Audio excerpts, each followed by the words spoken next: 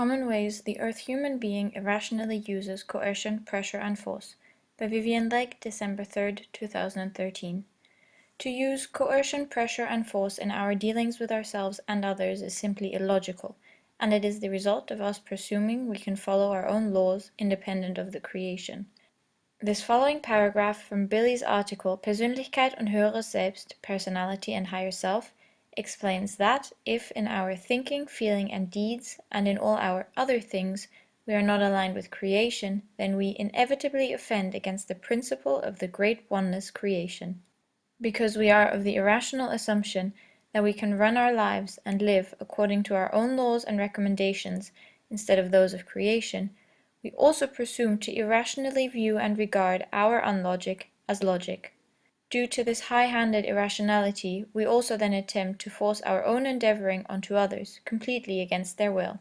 Ist der Mensch in seinem Denken, Fühlen und Handeln und in all seinen anderen Dingen nicht schöpfungsausgerichtet, dann verstößt er zwangsläufig gegen das Prinzip der Großeinheit Schöpfung.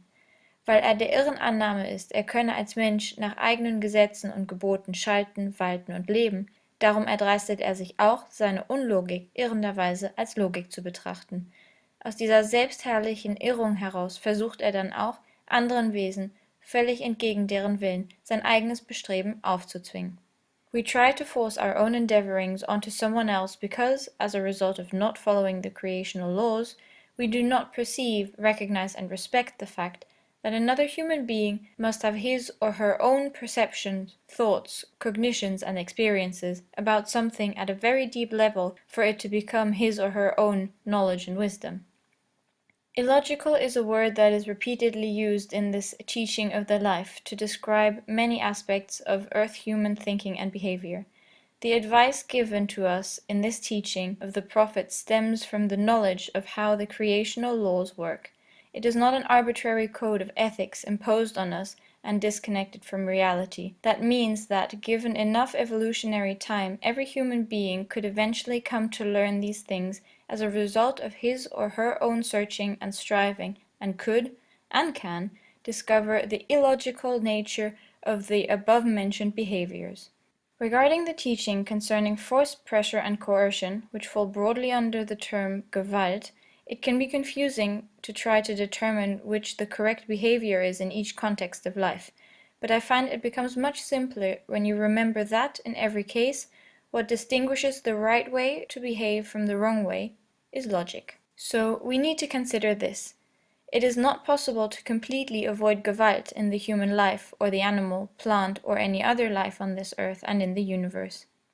Weder im menschlichen, tierischen, pflanzlichen noch jeglichem sonstigem Leben auf dieser Erde und in universeller Weite ist es möglich, Gewalt völlig zu vermeiden. This is explained in Billy's article Gewalt und gewaltlose Gewaltsamkeit, page 82, ein Quäntchen Wissen, Sinn und Weisheit. Billy explains further in this article that what we have to assess is whether it is the Gewalt which is bad and unlogic, or the good, logical Gewalt, which is called gewaltsame Gewaltlosigkeit. Perhaps the easiest example of good, logical Gewalt for us to understand is in situations where we must apprehend another human being who is endangering the lives of others. We have to restrain that human being and prevent him or her from causing more harm. But this has to be done in a logical manner, which, if possible, allows the person the opportunity to do the necessary thinking and experiencing in order to gain the knowledge which would correct the erroneous behavior. Killing that person unnecessarily would deny him or her that chance, and to deny access to the meaning of learning would also fail to serve the purpose. So we must consider where the boundaries of logical Gewalt are. In assessing the nature of the Gewalt being used, whether Gewalt or logical Gewalt, we need to remember that it is never the same in any two cases. Kinds of Gewalt vary in form and scope as much as situations do. There is a multiplicity of reasons for this, although the principle is the same in every single case. Clarification about Gewalt. To attempt to clarify the term Gewalt, here is the description from the glossary of Goblet of the Truth. Gewalt is the brutal execution of elemental might and force, but it is far above all might and all force. It exists in different forms. For instance, someone can have an attitude which expresses an inclination to act with Gewalt, and which is expressed by the character, personalities, thoughts, feelings, and emotions. Gewaltsame Gewaltlosigkeit, logical Gewalt, is described in this way. Something that is achieved in rationality and logic represents a Gewaltsamkeit. Rationality and logic stand for rightness against the illogical or unright, which is being confronted mightfully, however in a form that is not destructive but constructive, i.e. gewaltlos, without Gewalt. There are endless examples in life where we irrationally use Gewalt and which provide much food for thought. But a very encouraging fact is that once we have learned a lesson from this teaching of the spirits in one context, we can find the results of our learnings showing benefits in many other areas of our lives as well. I find that this is the case with the teaching about the use of logical Gewalt in contrast to the use of Gewalt. Below I have drawn together a few relatively clear examples in everyday life where we have to make decisions concerning force, pressure, coercion, and so on. These areas are in raising children, in personal or professional relationships and relationships between countries, in providing the teaching for others, in matters of love, in striving for the truth, and in meditation practice. First, raising children. On page 227 of his book Erziehung der Kinder, Jugendlichen und Erwachsenen, Raising or Educating Children, Youths and Grown-ups, Billy explains that reward, punishment, Gewalt and coercion are wrong methods of upbringing and teaching. He contrasts these things with intelligence, rationality, and logic. In relation to getting children to carry out duties which are required of them, we should try to find a logical way to solve it, for example by bringing about a conversation with a child in which, for instance, there is a discussion about how a task can be done together. In this way, non-authoritative behavior is assumed, rather both parties are put in the same level of equal worth and equal rights. It is thereby possible that suggestions from both sides can be brought forth, considered and discussed until finally an appropriate solution is found. In dieser Weise, mit dem, was zusammen getan werden kann, wird keine autoritäre Haltung eingenommen, sondern es werden beide Parteien auf die gleiche Stufe der Gleichwertigkeit und Gleichberechtigung gestellt. Dadurch wird es möglich, dass gegenseitig Vorschläge eingebracht, überlegt und diskutiert werden können, bis letztlich eine angemessene Lösung gefunden wird. No pressure should be exercised because that means Gewalt and Zwang, which cause the free decisions of the child and the free volition of the oppressed. Even a mild form of pressure constitutes as Gewalt and Zwang.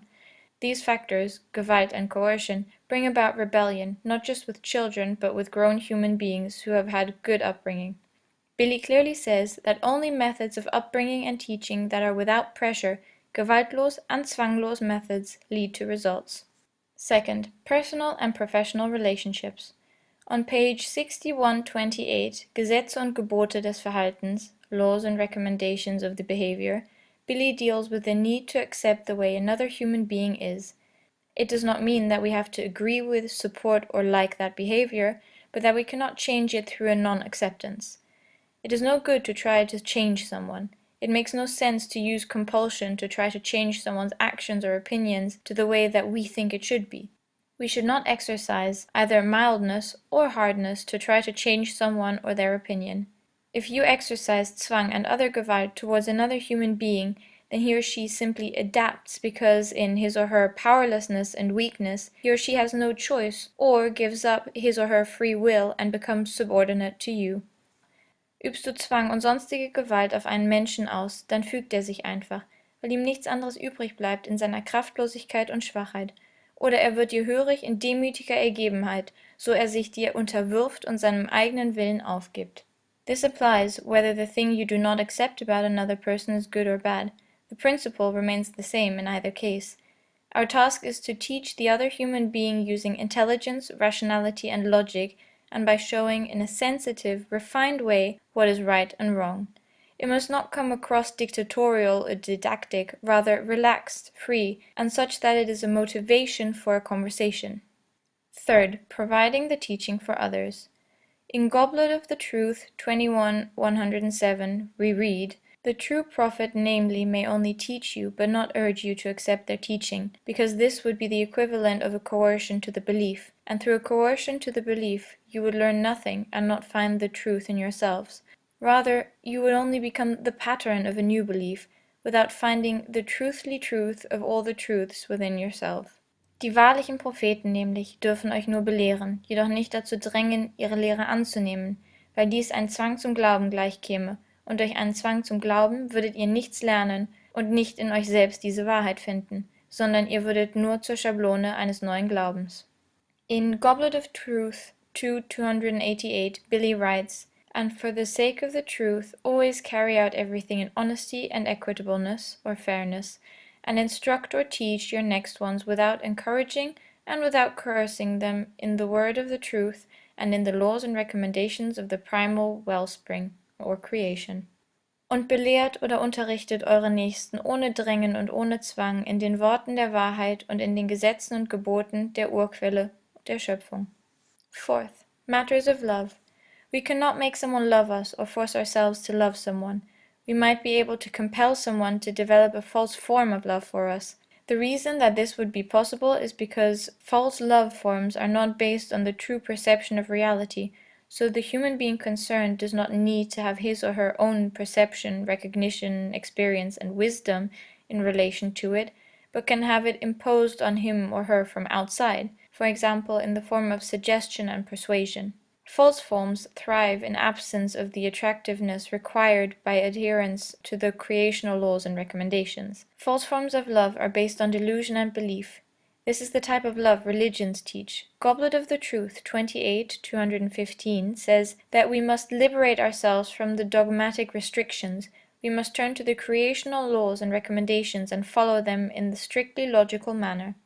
It is alone by fulfilling them, the creational laws and recommendations, that you are able to find and build up true love in you, but always conscious that true love is no coercion, but must be created and become reality from out of your own free will. Denn allein in Erfüllung derselben vermögt ihr auch die wahre Liebe in euch zu finden und aufzubauen. Seid euch stets bewusst, dass wahre Liebe kein Zwang ist, sondern aus eurem freien Willen heraus erschaffen und zur Wirklichkeit werden muss. Fifth, striving for the truth. Goblet of the Truth 25:288 says, "When searching for and fathoming the truth, guard yourself against crampfully directing your thoughts and feelings in a fighting wise against the untruth of the time immemorial and against the untruth of the religious. Fighting against the untruth does not mean to go in quarrelsomeness against it, rather taking up a defensive position in accordance with the gewaltsame Gewaltlosigkeit. If you do not act in this way, you force yourself again into distinct lines and further your unfreedom. Your striving becomes a ridiculous imposture of coercion and shows no lasting value, because nothing is learned, and the great effect of permanence never comes. Fight-based striving means Gewalt and coercion, and such bring no advantage but only great disadvantage. Hütet euch beim Suchen und Ergründen der Wahrheit davor, krampfhaft eure Gedanken und Gefühle kampfmäßig gegen die Unwahrheit der altherkömmlichen und der religiösen, ideologen und philosophischen Glaubens zu richten. Kampf wider der Unwahrheit bedeutet nicht, in Streitbarkeit dagegen anzugehen, sondern eine Abwehrhaltung einzunehmen gemäß der gewaltsamen Gewaltlosigkeit, wodurch euer Bemühen zur lächerlichen Gaukelei und zum Zwang wird und keinen bleibenden Wert aufweist, weil wahrheitlich nichts gelernt wird und niemals die große Wirkung einer Beständigkeit eintritt. Kampfmäßige Bemühungen bedeuten Gewalt und Zwang, und solche bringen keinen Nutzen, sondern nur sehr großen Schaden. This verse goes on to explain that we must extend our hands to the real truth willingly and without aggression against the untruth and bring everything untruthly to a stillstand. Sixth, meditational practice. In the context of meditation, force is also completely out of place. Whilst practicing concentrating our focus on one thing, be it our breath, an external object, our own consciousness, the efficient and logical way to correct our focus and still our thoughts again, once they have wandered off, is to simply turn once more to the task. Force only creates a disturbance and distraction, and the seeming need for it would indicate that the thoughts in favor of the practice are not adequately aligned, and so they must simply be appropriately, logically aligned. So the main points I am drawing together in this article are to understand the incorrectness of the use of force, pressure, coercion, and similar things. We need to consider whether it is logical. We cannot function without force altogether, but it must be logical force, or gewaltsam Gewaltlosigkeit. To pressure someone else to act in a certain way, to force our endeavors upon someone else, is to work against the creational laws, and thus to think we can operate independently of the very thing that is at the core of our being. To pressure someone else to act in a certain way misunderstands the necessity of the other person having the will and the learning and experience for themselves in order to make the knowledge real and effective for them. The results of pressuring someone to think a certain way will be destructive, and any seemingly positive outcome will only be short-lived.